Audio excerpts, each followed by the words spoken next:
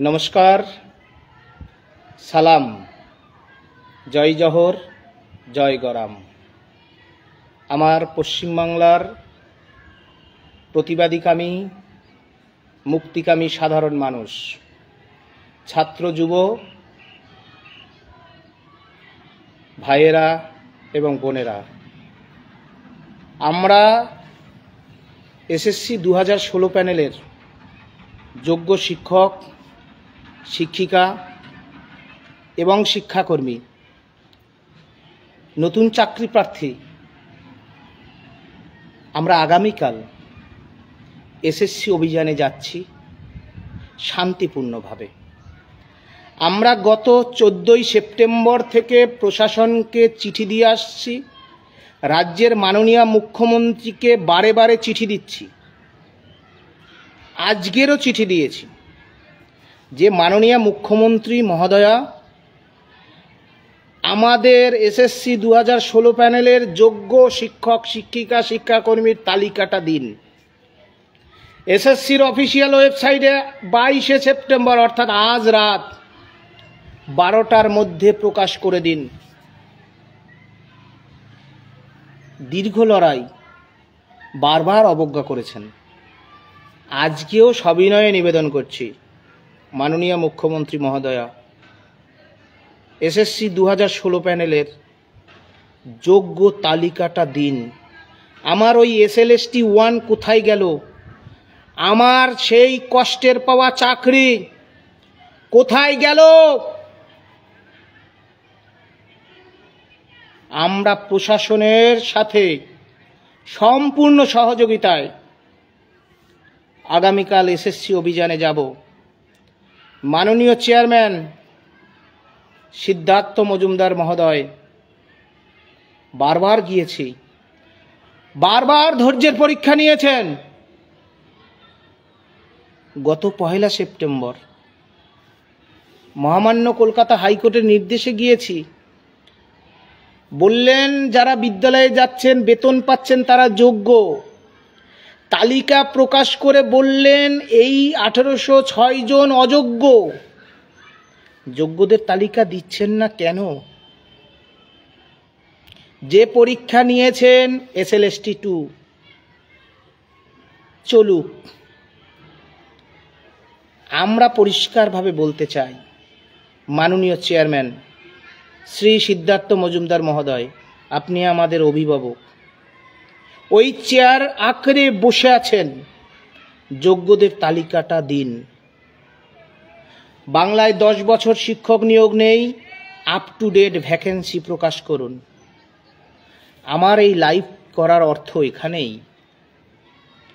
যে আমরা যোগ্য শিক্ষক, আমাদের চলনে বলনে আচরণে, জ্ঞানে বিদ্যায় বুদ্ধি, রণনীতি রণকৌশলে সব কিছুতেই যোগ্যতার ছাপ থাকবে। সুতরাং প্রশাসন, তাদের প্রতি আমাদের আবেদন,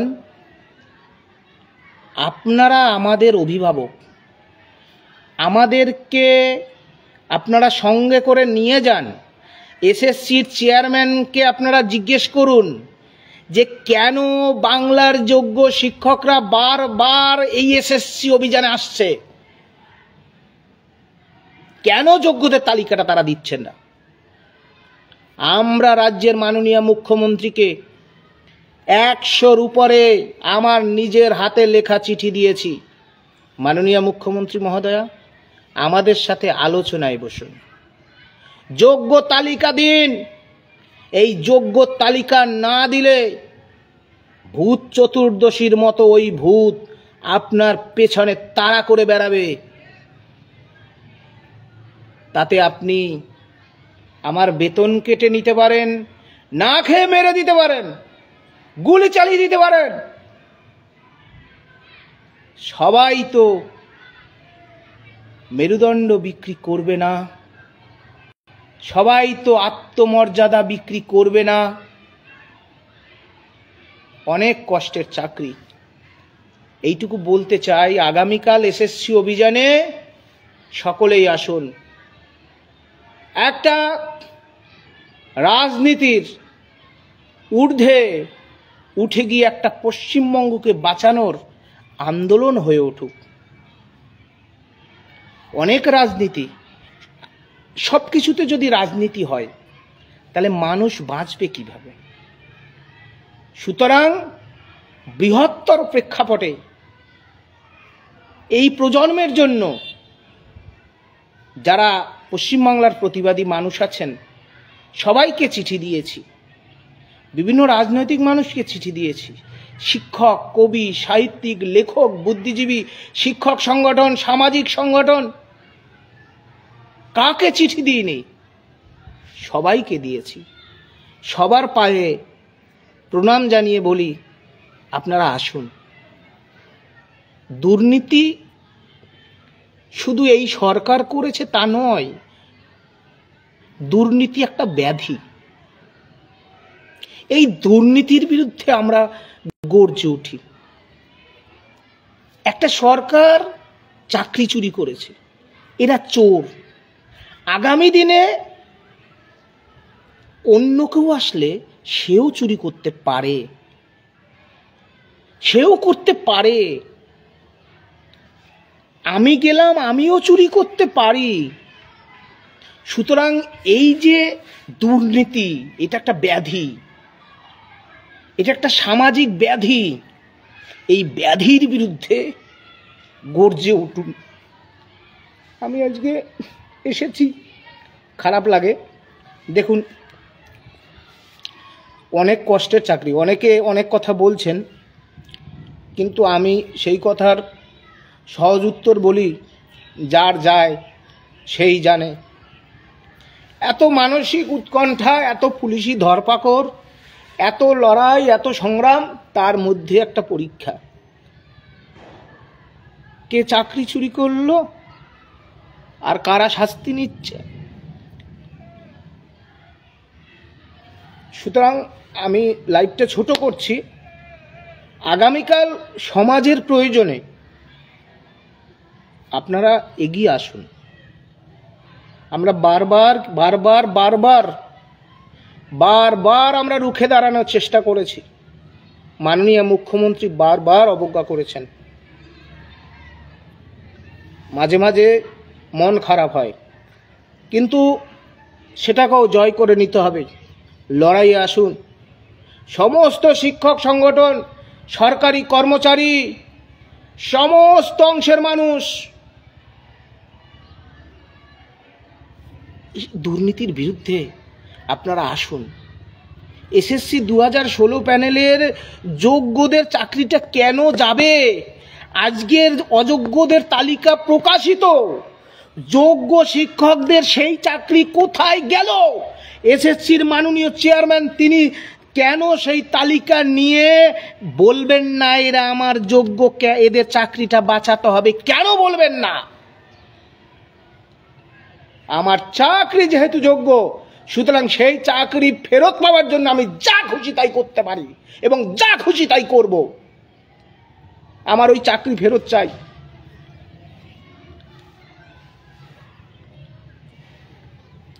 আমরা আগামীকাল গণতান্ত্রিকভাবে পুলিশ প্রশাসনের সম্পূর্ণ সহযোগিতায় আমরা যাব। মাননীয় CP sir Bidhannagar, DCP sir, ACP sir এবং থানার আইসি সম্মানীয় যারা আছেন, তাদের উদ্দেশ্যে আগামীকাল 23শে সেপ্টেম্বর এসএসসি অভিযানের প্রাককালে আমার সবিনয়ে নিবেদন, আমরা বারবার এসএসসি অভিযানে গেছি, বারবার গিয়েছি যোগ্য তালিকা পাওয়ার জন্য। এসএসসি 2016 প্যানেলের যোগ্যদের তালিকাটা রাজ্য সরকার, স্কুল সার্ভিস কমিশন আজ রাতের মধ্যেই যেন প্রকাশিত করে দেন। কোনো প্রয়োজনীয়তা থাকবে না আগামীকালের আন্দোলনের। আপ টু ডেট ভ্যাকান্সি প্রকাশ করে দিক মাননীয় মুখ্যমন্ত্রী। আপনাকে আমরা বারবার অনুরোধ জানিয়েছি যে আমরা কখনোই আইন শৃঙ্খলাকে আমরা হাতে তুলে নিতে চাই না, কখনোই না। আমাদের সাথে দেখা করুন। আমরা বলেছি আমাদের মাতৃস্নেহে ডেকে নিন।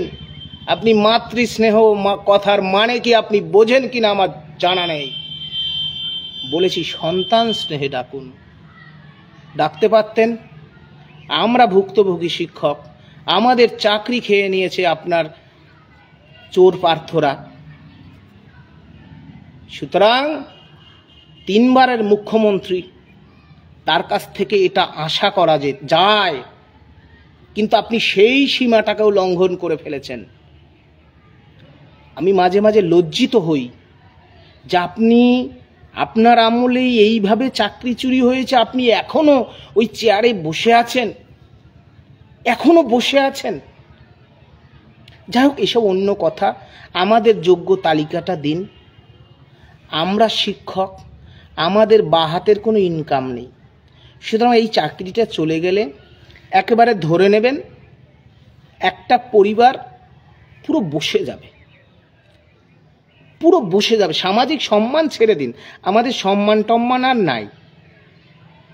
সুতরাং যাতে একজনও যোগ্য শিক্ষক বঞ্চিত না হয়, যোগ্যদের তালিকাটা দিয়ে দিন। যারা চুরি করেছে তাদের শাস্তি হোক। মাননীয় মুখ্যমন্ত্রী, আপনাকে উপদেশ দেওয়ার মতো জ্ঞান আমার হয়নি।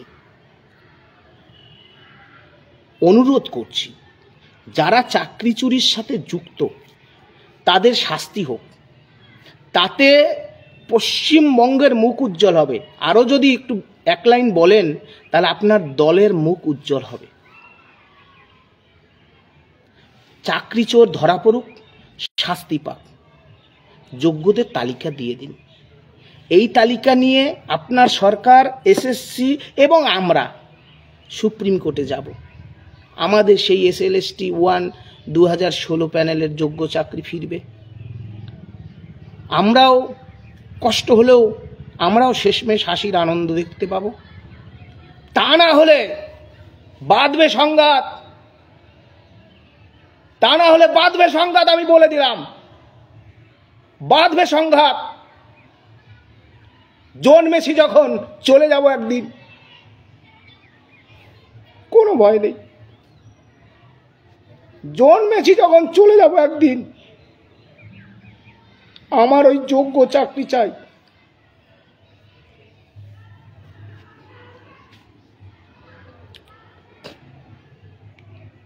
লড়াইয়ে আসুন। পুলিশ প্রশাসনের সাথে আমরা সব সময় জানিয়েছি আমরা কোনোদিন অশান্তি চাই না, আমরা কখনো অশান্তি চাই না। কিন্তু আমাদের যোগ্য চাকরি ফেরাতে হবে, আমাদের যোগ্য চাকরি ফেরাতে হবে। যোগ্যদের তালিকা দিতে হবে, পরিষ্কার বক্তব্য, যোগ্যদের তালিকা দিতে হবে। আর আপ টু ডেট ভ্যাকেন্সি প্রকাশ করুন। 10 বছর শিক্ষক নিয়োগ নেই। ধমকে চমকে ভয় দেখিয়ে হবে না মাননীয় মুখ্যমন্ত্রী। সুতরাং আমাদের বা হাতের ইনকাম নেই, ওই চাকরিটা আমাদের চাই। পশ্চিমবাংলার মানুষ, সমস্ত রাজনৈতিক দল, সমস্ত শিক্ষক সংগঠন, পশ্চিমবাংলার প্রতিবাদী মানুষ, মাননীয় জহর সরকার, মাননীয় শুভময় মৈত্র, বিশ্বনাথ চক্রবর্তী, মিরাতুন নাহার মহোদয়া থেকে শুরু করে যাদের যাদের চিঠি দিয়েছি, সবার কাছে অনুরোধ, একেবারে সব কিছুতে আমরা রাজনীতি খুঁজি। আমাদের সমাজটা পিছিয়ে যাওয়ার কারণ হচ্ছে এখানে যে আজকে পশ্চিমবাংলার শিক্ষা ব্যবস্থায় যেটা ক্রাইসিস, এত বড় একটা ক্ষত, তার নিরসনে সবাই এগিয়ে আসুন। আগামীকাল আন্দোলনের প্রাককালে এটাই আমার শেষ লাইভ।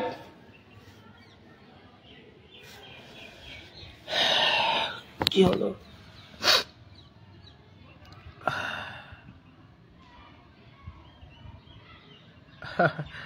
ঠিক আছে, সবাই ইনভাইট করছে।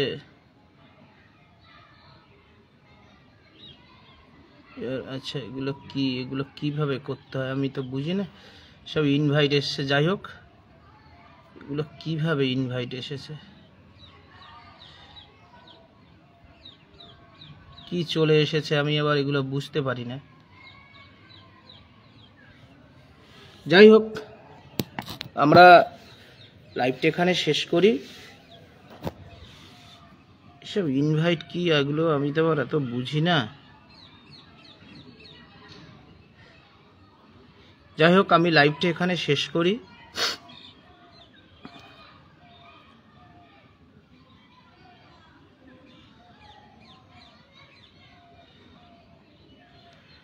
আসলে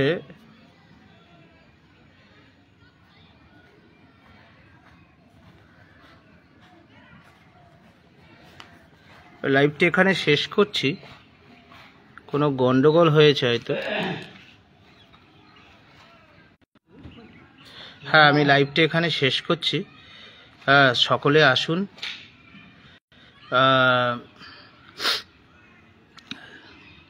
সবাই আগামীকাল আসুন, যোগ্য তালিকা ফিরে পাবার জন্য আসুন, আপ টু ডেট ভ্যাকান্সি বৃদ্ধির জন্য আসুন। সকলকে ধন্যবাদ, এখানে লাইভটা শেষ করছি। আমরা আগামীকাল প্রশাসনের সাথে সম্পূর্ণ সহযোগিতায় শান্তিপ্রিয়ভাবে এসএসসি অভিযানে যাব। সবাই আসুন, কেউই পুলিশি প্ররোচনায় অমূলক বাক্যবাণে কেউ জড়াবেন না। আমরা গণতান্ত্রিকভাবে আমরা এই আন্দোলনের পথে যাব, বাকিটা আন্দোলনের ময়দানে ঠিক হবে। ধন্যবাদ, সবাই ভালো থাকুন, নমস্কার, সালাম, জয় জহর, জয় গরম।